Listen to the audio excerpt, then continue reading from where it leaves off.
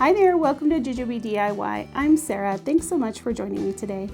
Today I'm going to show you how to make 3 super easy and quick nativity DIYs for your home decor. So if you want to find out how I made them, stay tuned. For our first DIY, we're going to take a piece of craft cardstock and cut it down to whatever size you want. Mine is 5 by 7. Next I got into Google and I searched for nativity line art. I found some artwork that I liked, added some words, and then I printed it on my printer. Next, I'm going to take some of this graph paper and I'm going to place it shiny side down onto my craft cardstock. Next, I'm going to take that piece that I printed off and I'm going to put it on the top of the graph paper. Next, taking a pencil, I'm going to go over all the lines to transfer those onto the craft cardstock. Now, I use a pencil to go over my lines because you can see where you have gone over your, where you've marked.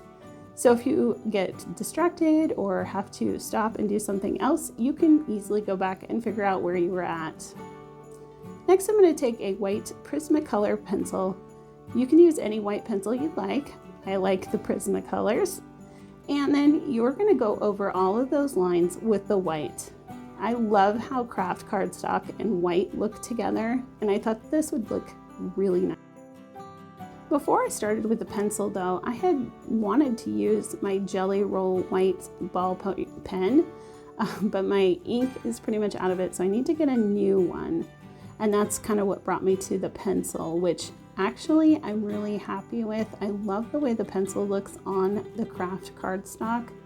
I think that this project turns out just really super simple, but really elegant, or maybe just, I don't know, maybe not elegant, but just simplistic, I guess, and clean. I just really love how this one turns out.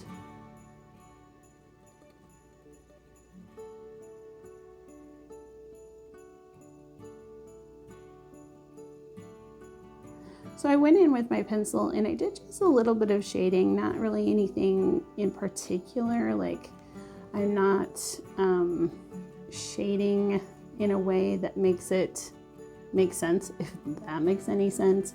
I'm just adding some extra white into like Mary and Joseph and baby Jesus, just to kind of make them stand out just a tiny bit.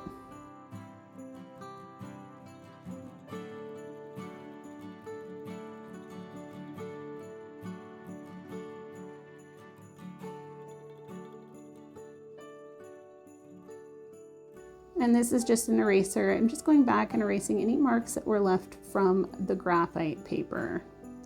Next, we're just going to put this right into a frame. Don't forget to clean your glass before you put your project into your frame. This is just a frame I had on hand. I had painted it at one point or another white, and I thought that it went perfectly with this project, so that's what I chose.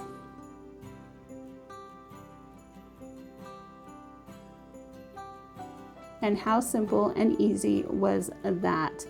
I love how this turned out. Like I said before, I think it is just really simple and beautiful. Today's video is part of an open collaboration called Keeping Christ in Christmas that I am hosting with 2 of my friends here on YouTube, Jackie from Crafting in a Mimi's World and Tammy from Happiness Created. I hope you go check out both of their channels. I'll leave them linked in my description box down below.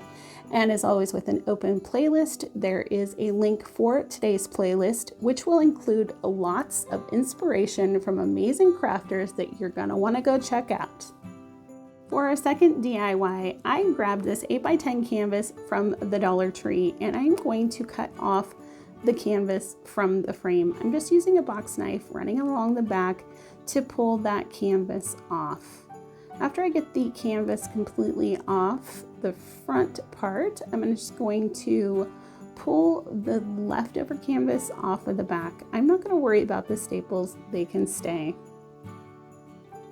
Next, I'm going to paint the frame with the Waverly chalk paint in the color ink. I had started to go in with the antique wax and I didn't like how it was turning out, so I went in with the ink instead. I created this printable with some graphics that I got off of Creative Fabrica. I will link those down below. I just went and put them into Canva, which is a free program that anybody can use, and I created this super adorable printout. I printed it onto the Hippo heat transfer paper. This is for dark fabric, so it's got like a white background, which was totally fine for this project. But I just printed it onto that heat transfer paper. I'm going to pull the backing off, and then I'm going to run my iron over it for 2 minutes to adhere that transfer onto my canvas. Now I'm putting this on the back side of the canvas, which has got more of a creamy color, and it doesn't have that protective coating on it. And this is how it looks once that is onto the canvas. Next, I'm going to take a pair of scissors and I'm just going to trim the very edges of the canvas. We don't need those edges anymore because we're not going to wrap our canvas around the frame. We're just going to glue it to the back of the frame. So you just cut that down until you don't have any canvas poking out of the sides at all. And then I'm going to use a little bit of hot glue. Well, not a little bit. I'm going to use some hot glue to attach my canvas back to my frame. I think probably using a staple gun would be a better choice here, but I couldn't use my staple gun because it was just too late in the evening to do that. So I'm just going to use the hot glue. Either way works. Just make sure that you're pulling your canvas nice and tight so that it doesn't have any wrinkles in it. And here is how this one turned out. I love this one. I think it is beautiful and so cute. If you're new to my channel, I'm Sarah. I like to do farmhouse and country cottage DIYs on a budget, and I like to throw in a little whimsy there too. If that sounds good to you, I hope that you'll hit that subscribe button down below. Don't forget to give this video a thumbs up and also comment. And if you want to follow me on social media, you can right here. For our third and final DIY of the day, we're going to take one of these square planks from the Dollar Tree and give it a couple coats of the antique wax from Waverly. I'm just using a baby wipe to apply this, and I'm going to keep applying it until I'm happy with the color and coverage that I get.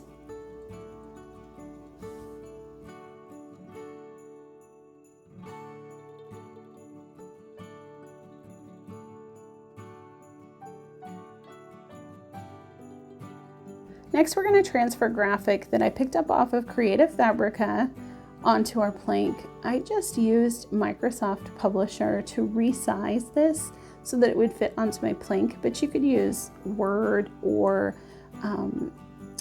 Canva, the free program from Canva, to do this as well. You just want to size it to whatever you're going to put it on. So this wood plank was 4.5 by 4.5 roughly, and so that's where I sized it. Next, I'm going to take some of the Waverly chalk paint in the color ink, and I'm going to fill in all those areas using this little detail brush that I pick up from Walmart in a 5-10 pack. I will link those down below as well. You guys are always pretty interested in those. And then when I am doing this kind of a project where I'm filling in an area or doing some painting where I want my paint to be more fluid, I just water it down a little bit so that it's more like the consistency of ink instead of paint. And that just makes the paint flow much more nicely. So I'm just going to fill in all the areas until my graphic is completely filled in. I just want to take a minute here and just say thank you to everyone who has subscribed to my channel this year. You guys have really just made this journey on YouTube so enjoyable. I love reading all of the comments that I get from you guys. You are so supportive and so wonderful to me, and I just want to thank you so much for everything that you do, all the encouragement, all of the comments, all of the wonderful compliments that you guys give me. Some days I read them and they just, I mean, anytime I'm just not feeling super happy or just kind of feeling down, all I have to do is come into my comments and you guys just really lift me up, and I just love that. So I just wanted to say thank you so much for everything. You guys are wonderful. So I wanted to put my project into a frame. So I'm grabbing one of these little frames that I picked up from the Dollar Tree at the fall. And I think anymore they're kind of carrying these year round. I did give it a coat of the Waverly chalk paint in the color ink, and then use the antique wax to color the beads at the top. Now I am just using some hot glue to reattach the beads to the top of the frame. I'm just going to add some hot glue, and then I'm going to add a little piece of, this is masking tape, like painter's tape. No, it's masking tape, which I guess is kind of the same thing, sort of.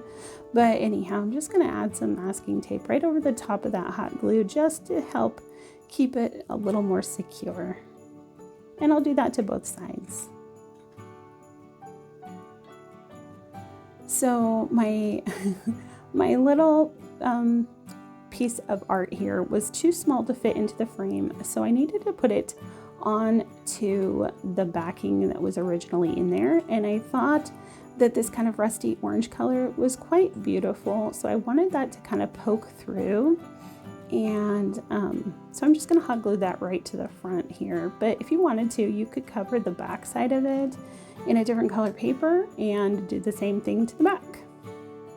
And then just pop that right back into that frame. Easy peasy, lemon squeezy. That is all there is to this DIY. These DIYs were so quick and easy, I can't even hardly believe it.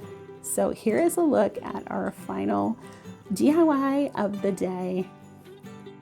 I want to wish you each a Merry Christmas from my family to yours, and a Merry Christmas from all of our critters. Here's Samoa and Oreo, our pups Rocky and Apollo, and our two buns Jelly Bean and Blackberry. That's all I have for you guys today. I hope that you will let me know in the comments which one of these was your favorite today. I hope you have a happy, healthy, and blessed Christmas, and I will see you guys in the new year. I will be taking the week off, so I will see you guys in 2022. Bye!